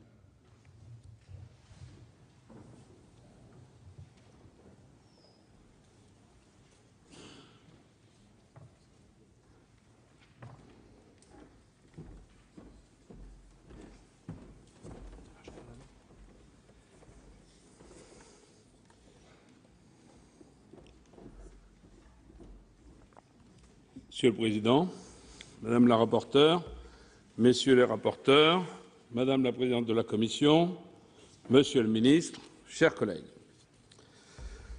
En Commission des affaires sociales, on a longuement débattu de l'énoncé de cette proposition de loi. Reconquérir l'économie réelle. Et certains se demandaient ce que cela signifiait. Mais c'est simple, ma chère collègue. C'est ce qui est produit, c'est le concret, c'est le fruit d'un échange entre les personnes, c'est un lieu, c'est une production, c'est une usine, ce sont des gens qui travaillent, des gens qui créent. Voilà l'économie réelle. L'économie non réelle, c'est la spéculation, l'argent rapide et facile, déconnecté du monde réel et enrichissant seulement une poignée de personnes. Ces deux univers s'opposent, ont des méthodes et des finalités divergentes et souvent, trop souvent, les logiques financières de court terme l'emportent sur l'économie réelle. Reconquérir l'économie réelle signifie ériger des garde-fous aux intérêts financiers court-termistes pour garantir l'avenir de nos sites industriels et de leurs employés. Et si vous doutez encore, chers collègues, sur l'économie réelle, je pourrais vous parler de la souffrance réelle des salariés lorsqu'on ferme des sites, du chômage, du déclassement, de la perte des projets d'avenir. Voilà pourquoi nous défendons l'économie réelle. Et c'est pour faire face à des situations inacceptables que les socialistes, les écologistes et les radicaux de gauche ont déposé cette proposition de loi. Il est urgent d'intervenir et de poser des limites pour combattre les abus et limiter les effets désastreux d'une logique spéculative tout en respectant l'esprit d'entreprise. Le cas de l'usine de Florange, dont la situation a inspiré cette proposition de loi, est particulièrement révélateur. Malgré une rentabilité prouvée du site, comme en témoigne le rapport de Pascal Faure, vice-président du Conseil général de l'économie, de l'industrie, de l'énergie et des technologies, rendu à Arnaud Montebourg le 27 juillet 2012, Le groupe ArcelorMittal fait le choix de fermer les hauts fourneaux afin d'ajuster la production d'acier à la demande pour maintenir des prix élevés et de donner la priorité à d'autres usines du groupe encore plus rentables. Le texte que nous examinons établit des règles, propose des procédures et précise des sanctions pour que les salariés ne soient pas les éternels sacrifiés de l'argent facile. Première disposition phare, l'obligation de recherche d'un repreneur. Il est ainsi prévu qu'une entreprise souhaitant se séparer d'un de ses établissements doit impérativement rechercher un repreneur potentiel, tout en informant les salariés, l'autorité administrative et les collectivités territoriales sur sa démarche. Dans cette PPL, le volet d'information des salariés est à nos yeux essentiel. Via le comité d'entreprise, ils prendront désormais connaissance des possibilités de reprise de leur établissement. L'économie sociale et solidaire a un rôle important à jouer dans ce processus et nous proposerons un amendement pour valoriser les SCOP, qui sont un modèle juridique et solidaire qu'il convient de mettre particulièrement en avant. La proposition de loi ne pouvant se cantonner à une simple déclaration de principe, comme cela a été dit, le texte prévoit des sanctions qui pourront être prises à l'encontre des employeurs qui ne respecteront pas la procédure de recherche d'un repreneur. Le texte limite également la prise de contrôle des sociétés par des groupes prédateurs, qui bien souvent font peu de cas des salariés travaillant au sein des entreprises rachetées. Les OPA devront déboucher sur un contrôle d'au moins 50% du capital de la société cible, sous peine d'invalidation. Dans la même optique, le droit de vote double pour les actions détenues depuis 2 ans est généralisé. Cette mesure phare favorise l'actionnariat de long terme par rapport aux intérêts purement spéculatifs et, comme l'a souligné le rapporteur de la commission économie, ce principe permettra également à l'État actionnaire de conserver son contrôle dans des sociétés tout en diminuant sa participation.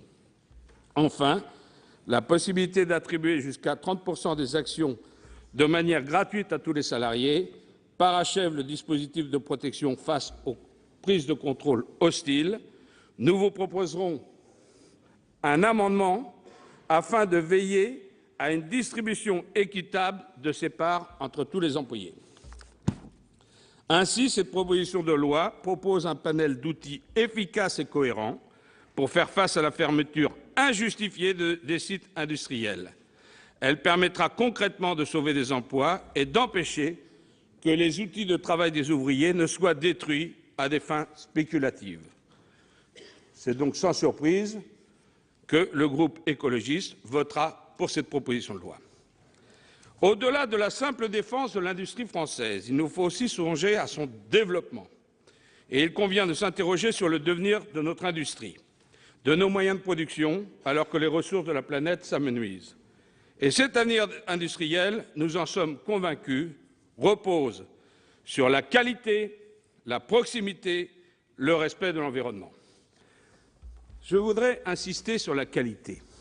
Il y en a qui nous disent qu'il faut baisser le coût du travail parce qu'il faut être compétitif par rapport à l'ensemble des pays de la planète. Mais quel est le pays dans le monde qui a l'image de marque de qualité la plus importante, sinon la France? Lorsqu'on parle des produits français, c'est le luxe, c'est la qualité, c'est le must. Et vous voudriez nous faire croire que c'est en vendant à l'étranger des produits bas de gamme qu'on sera crédible. Mais l'image de marque que nous avons est formidable et on a intérêt à la conforter en produisant des produits de qualité. C'est cette stratégie qu'il faut adopter plutôt que vouloir toujours faire des produits de peu de qualité à moindre coût. Gardons cette image de la qualité. Notre pays en est porteur et nous n'avons pas à nous forcer pour vendre cette image à l'étranger. Je vais manquer de temps, j'aurai encore beaucoup de choses à vous dire, mes chers collègues.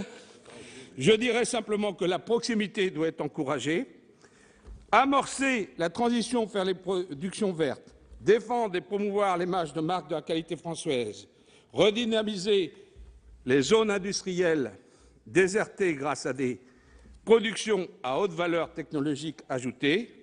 Voilà des pistes pour mettre un terme au déclin industriel, s'orienter résolument vers l'avenir. C'est le sens de cette proposition de loi que les sénatrices et sénateurs écologistes voteront avec enthousiasme. Je vous remercie. Merci, Monsieur Jean de Dessart. La parole est à Monsieur Gérard Longuet pour 10 minutes. Monsieur le ministre. Bonjour. Monsieur le Président, Monsieur le Ministre, Mesdames et Messieurs, mes chers collègues, je commencerai par là où a terminé mon excellent collègue des Essarts, en lui apportant une précision cependant. Oui, la France a intérêt à jouer la qualité, simplement pour, en matière industrielle comme en matière de services, assurer la qualité, il ne suffit pas simplement de la décréter, il faut également la financer, il faut donc des capitaux, et c'est exactement ce dont nous allons être privés si votre proposition de loi est en effet adoptée. Pas de qualité sans capitaux. Et votre proposition a un effet immédiat, c'est de dissuader l'investissement dans l'industrie française parce que c'est une proposition qui inquiète sans pour autant apporter des solutions. Elle est profondément contre-performante. J'ouvrirai le débat sémantique. En effet, économie réelle. Qu'est-ce que la valeur d'un bien ? Chers collègues des Essarts, la valeur d'un bien en économie, c'est la valeur qu'un client est prêt à consacrer à ce bien.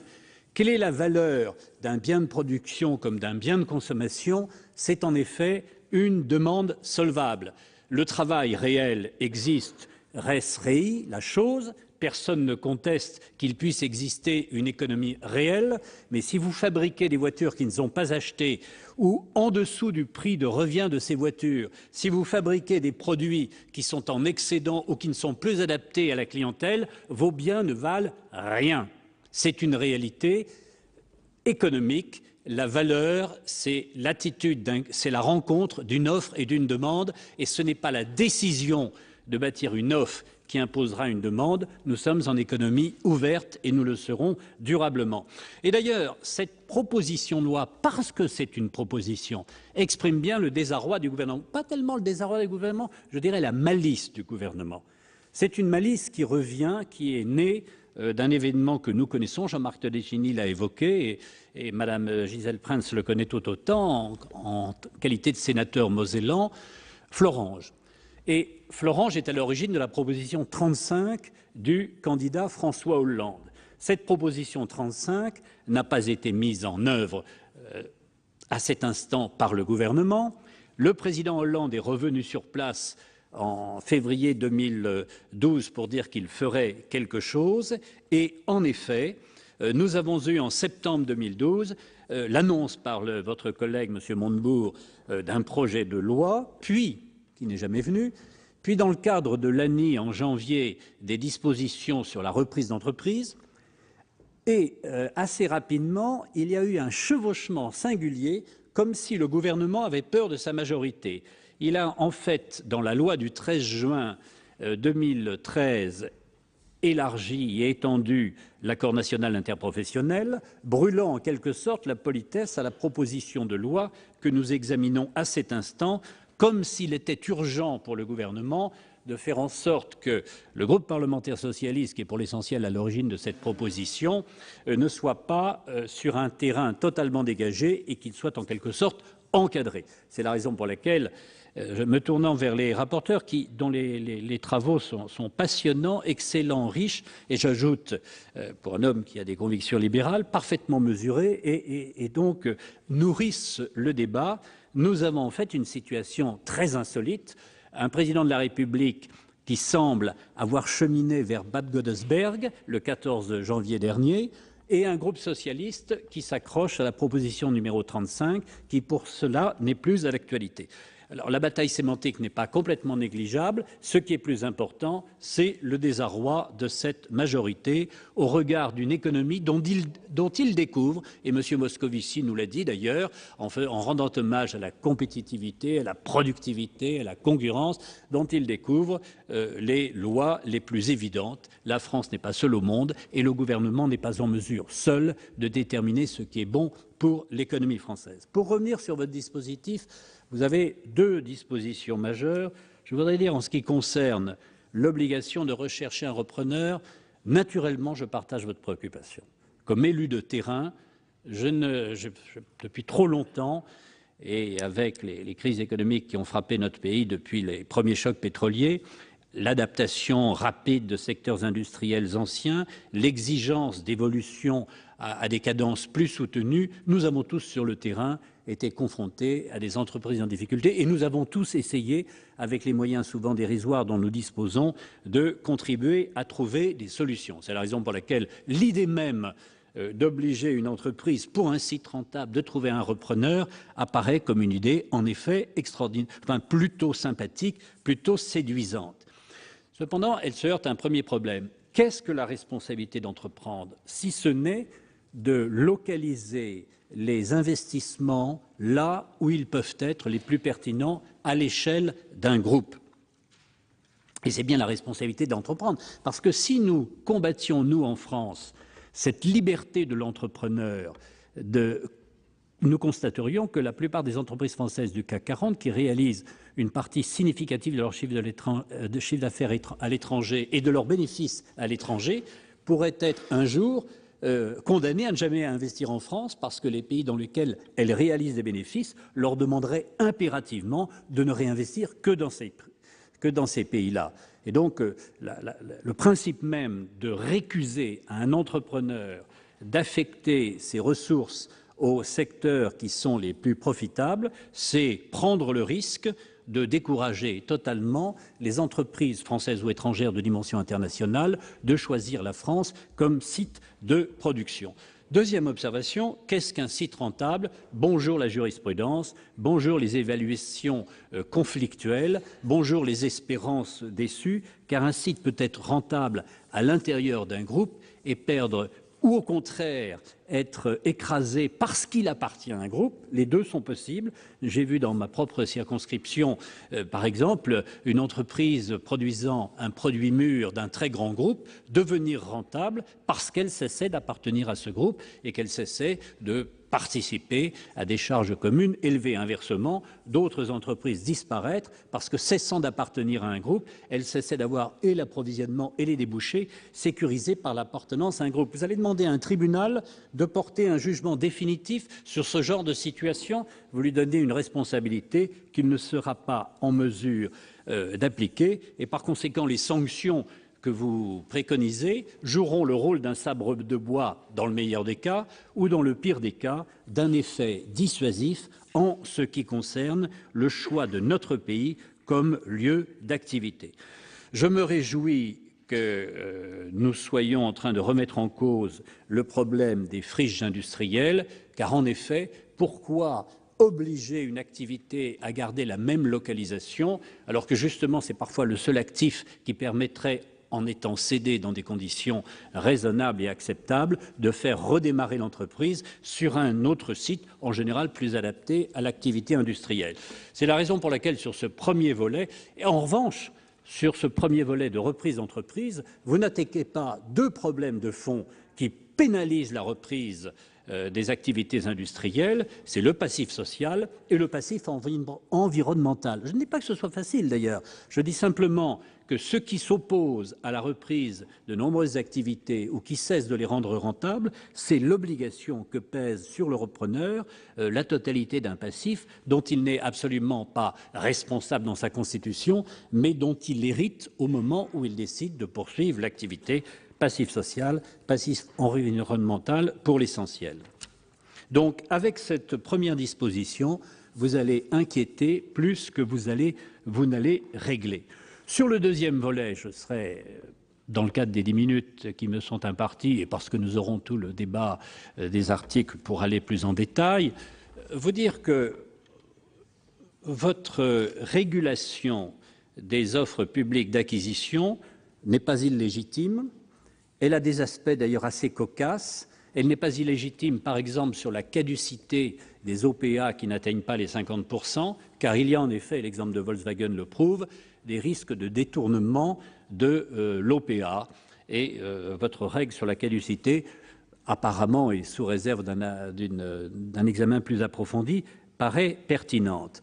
En revanche, c'est un petit peu plus... Sur l'effet, notre collègue Bourquin a évoqué l'effet positif sur la responsabilité de l'État en termes de stratégie du doublement du double vote pour les actions détenues depuis 2 ans. Oui, naturellement, c'est vrai pour l'État comme pour les autres actionnaires privés, avec ce risque qu'il convenait d'éviter, c'est la nationalisation, la renationalisation de fait de certaines activités. J'indique à mon collègue Bourquin qu'il y a quand même un moment où la dilution finit par poser problème, parce que si vous donnez des droits de vote doubles et si vous considérez que ça double la valeur de votre actif, puisque vous pouvez avoir le même pouvoir avec 2 fois moins de capitaux, pourquoi ne pas le quadrupler à ce moment-là? Bon, c'est évidemment, je voudrais simplement attirer son attention, que l'État ne sera pas gagnant à proportion du doublement. En revanche, là où vous commettez une erreur fondamentale, c'est de croire que la régulation de la direction des entreprises par les investisseurs est dangereuse. C'est exactement le contraire. Pourquoi les entreprises européennes, françaises, américaines se sont réveillées ces 30 dernières années? C'est parce qu'il y a une concurrence sur le capital.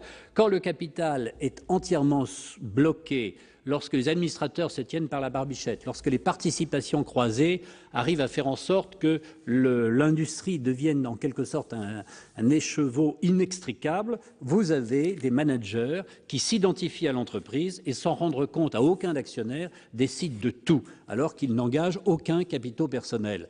La régulation de l'économie par l'acquisition du capital, parce que l'entreprise pourrait être mieux gérée, est un devoir absolu pour assurer la vitalité des entreprises. Là encore, vous allez inquiéter plus que vous n'allez régler. La vérité, ce sera mon mot de conclusion, merci Monsieur le Président de m'avoir permis de dépasser. On revient par là où j'ai commencé. Il n'y a pas d'économie sans capitaux et il n'y a pas de capitaux sans capitalisme. Il n'y a pas de capitalisme sans respect de la propriété. Merci. Merci, Monsieur Gérard Longuet. La parole est à Monsieur Hervé Marseille.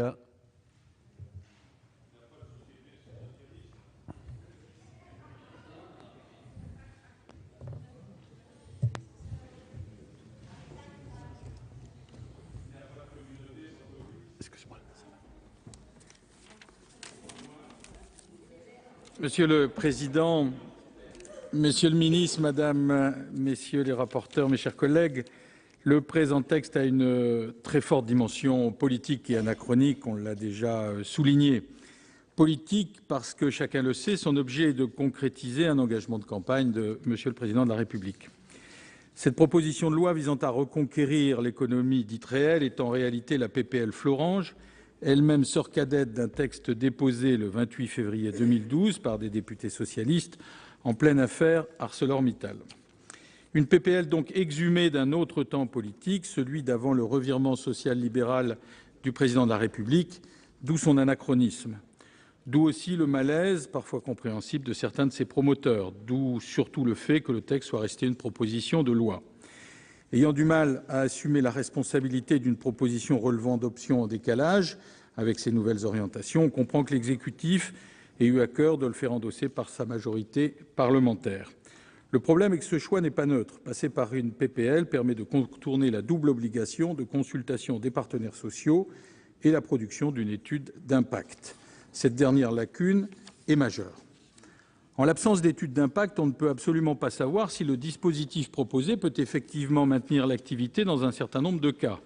En particulier, si le texte avait déjà été en vigueur au moment de l'affaire Mittal, l'issue en aurait-elle été plus favorable? Même dans l'affirmative, aujourd'hui, combien de sites et donc d'emplois pourraient encore être concernés? A contrario, l'impact négatif des nouvelles obligations et sanctions ne serait-il pas de nature à peser bien plus lourdement sur l'ensemble de l'économie que les éventuels effets bénéfiques que l'on pourrait en attendre? Là sont évidemment les questions centrales, elles demeurent sans réponse. Face à ce vide, on ne peut que s'interroger sur le caractère avant tout publicitaire et idéologique de cette proposition.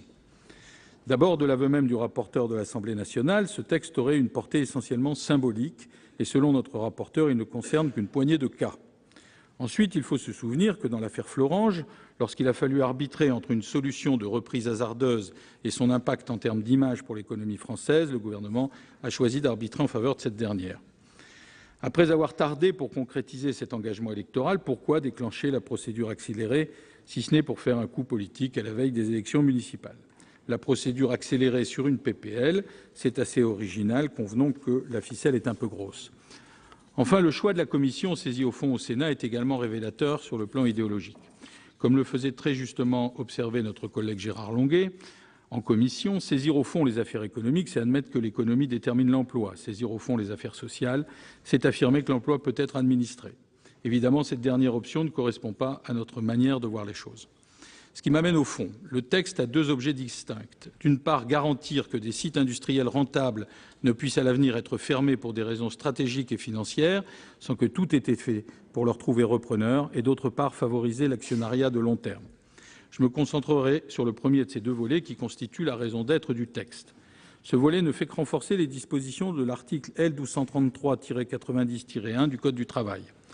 On le sait, cet article introduit dans le Code par la loi de sécurisation de l'emploi du 14 juin 2013, qui elle-même transposait l'article 12 de l'accord national interprofessionnel du 11 janvier 2013, imposait déjà la recherche d'un repreneur en cas de licenciement collectif ayant pour conséquence la fermeture d'un établissement.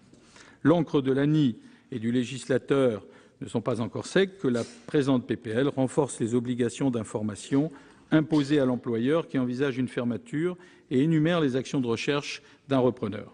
Au nombre de celles-ci figure l'obligation d'engager la réalisation d'un bilan environnemental et de présenter les solutions de dépollution envisageables ainsi que leurs coûts. Nous ne pouvons que nous en féliciter. Il s'agit là d'une préoccupation vivement exprimée par notre collègue Catherine Morin-Desailly qui avait déjà préparé une PPL en ce sens dans le cadre du dossier Petroplus. Par ailleurs, le texte renforce les pouvoirs du comité exécutif, du CE et surtout permet au tribunal de commerce de sanctionner le non-respect de la procédure de recherche. Cette dernière mesure est bien sûr de loin la plus significative. Qu'en dire ? On peut comprendre que la recherche d'un repreneur soit susceptible d'être sanctionnée. Mais pourquoi par le juge ? Nous nous opposons très vivement à cette judiciarisation de la procédure qui ne peut être source que de contentieux et de complexité. Nous défendrons en conséquence un amendement visant à remplacer la sanction judiciaire par une simple sanction administrative, moins lourde, beaucoup plus conforme à l'ANI du 11 janvier 2013 et aux prescriptions du choc de simplification tant attendu. Plus globalement, il est incontestable que le texte ait été grandement amélioré par la navette parlementaire. L'avis très critique du Conseil d'État sur sa mouture initiale, en particulier quant à son aspect rédactionnel, a donné lieu à de substantielles modifications en commission à l'Assemblée. Les députés ont aussi amélioré le texte sur le fond. Singulièrement, nous nous réjouissons que, conformément à la demande de nos collègues du groupe UDI, le montant de la sanction infligée à l'entreprise ait été plafonné à 2% du chiffre d'affaires. Tant il est vrai qu'un tel dispositif doit être le plus équilibré possible. La quête de cet équilibre s'est poursuivie ici même en commission.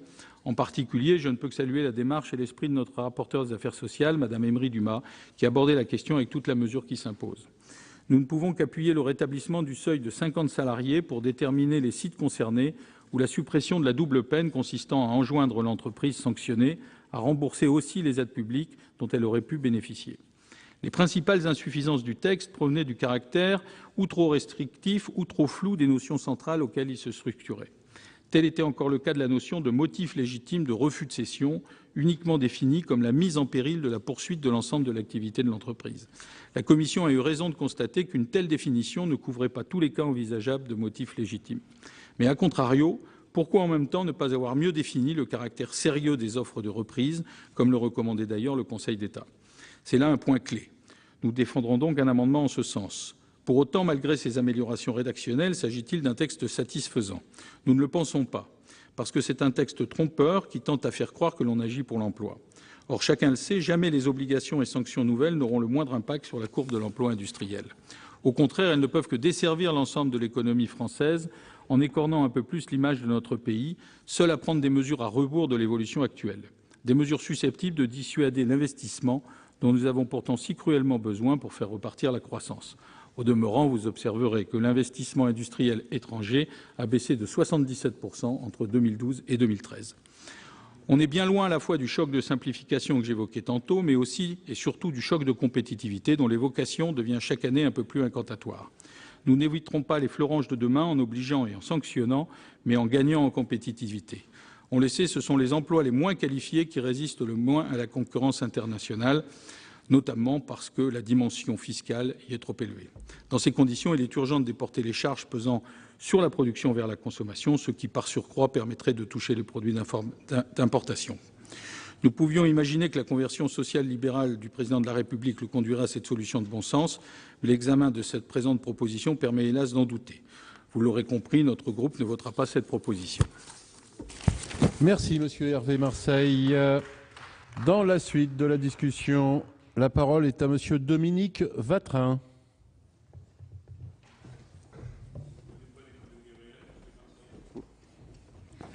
Monsieur le Président, Madame la rapporteure, Messieurs les rapporteurs, Monsieur le Ministre, mes chers collègues, personne ne peut ici, quel que soit le banc sur lequel il siège, se réjouir de la montée persistante du chômage. Ce constat, loin d'être alarmiste, est celui d'un sénateur du Pas-de-Calais qui côtoie au quotidien la misère, celle qui s'installe durablement dans nos communes, où le taux de chômage peut excéder les 25%. C'est celui d'un sénateur qui, comme vous, rencontre quotidiennement des jeunes et des moins jeunes qui, pour certains, n'ont jamais connu autre chose que la privation d'emploi ou les contrats précaires et sous-payés. C'est le constat d'un sénateur qui n'en peut plus de voir ses concitoyens penser que plus rien n'est possible pour changer cette donne, ce qui les rend ainsi plus réceptifs aux discours simplistes qui favorisent la division. C'est enfin celui d'un homme qui ressent lui aussi comme un choc une certaine forme de démission collective face à la désindustrialisation et aux délocalisations dont notre pays est victime. Il y a de cela 1 an, quasiment jour pour jour, j'intervenais pour vous dire que le groupe CRC voterait en faveur du projet de loi portant création des emplois d'avenir.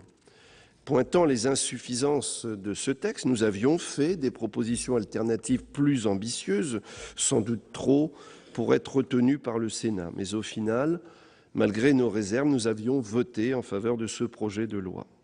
Non sans rappeler toutefois que cette mesure ne serait positive qu'à la condition que le gouvernement, je cite, « s'attaque au chômage des jeunes dans sa globalité, c'est-à-dire aux pertes d'emplois industriels et tertiaires, en prenant des mesures structurelles. Nous devons faire en sorte que la finance, qui domine trop souvent l'économie réelle, cède de son pouvoir afin que l'emploi soit mieux pris en compte, avions-nous insisté. Notre démarche, hier comme aujourd'hui, est et restera de soutenir les dispositions qui facilitent le retour à l'emploi, qui permettent aux demandeurs d'emploi de retrouver pleinement leur place au travail et la satisfaction d'être utiles à la société. Ce que je viens de dire, en rappelant les exigences formulées en 2013, nous conduit à porter un regard réservé, pour ne pas dire critique, sur la proposition de loi en débat. Force est de constater, mes chers collègues, que nous sommes loin de la proposition de loi tendant à interdire les licenciements boursiers que nous avions déposée et que les groupes socialistes et écologistes avaient voté. En 2011, nous avions fait le constat ensemble qu'il n'était plus supportable que les entreprises en bonne santé, qui plus est celles qui distribuent des dividendes à leurs actionnaires, continuent à briser la vie de centaines de milliers de salariés aux seules fins de rentabilité financière. Nous avions ensemble admis que les intérêts de la société étaient de faire primer l'emploi sur le capital, le travail sur les actionnaires. Nous quittons l'hémicycle du Sénat. Merci à vous d'avoir suivi cette séance. Nous y reviendrons plus longuement dans notre débat de 24h Sénat à partir de 19h. Mais tout de suite, c'est l'émission politique de la rédaction de Public Sénat en partenariat avec l'AFP. Preuve par 3 qui reçoit aujourd'hui Jean-François Copé, le président de l'UMP. À tout à l'heure.